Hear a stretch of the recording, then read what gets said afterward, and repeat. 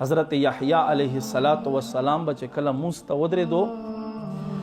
دومره زیات بیا جړل چې پلار حضرت زکریا علیہ السلام به ورته راغی ورته وبدرېدو چې اوس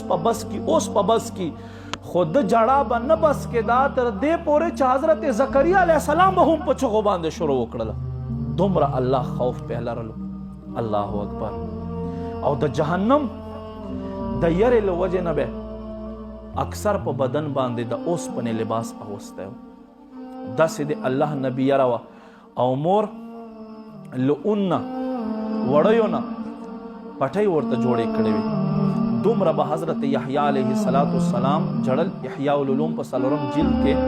224 صفحې باندې امام غزالی سے فرمایي چې په دې ځایو کې او په دې ځایو کې نښې جوړې شوې نښې او دا به زخمي و دومره بیا د الله په دربار باندې جړه کوله مور با په دې ځایو کې د وړیو پټۍ پکې ایښودې وې او هغه پټۍ به خوشتې شوې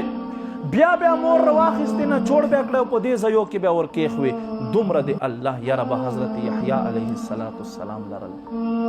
داسې خلک چې په دنیا جنتي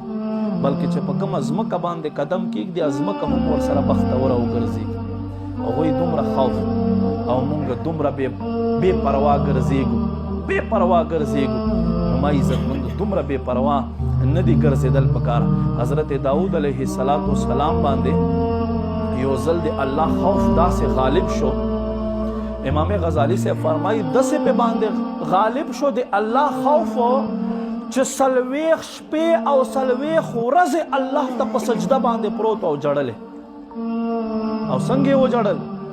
داسې و جړل دومره اوښ کې ورنه توی شوې چې کوم ځای باندې د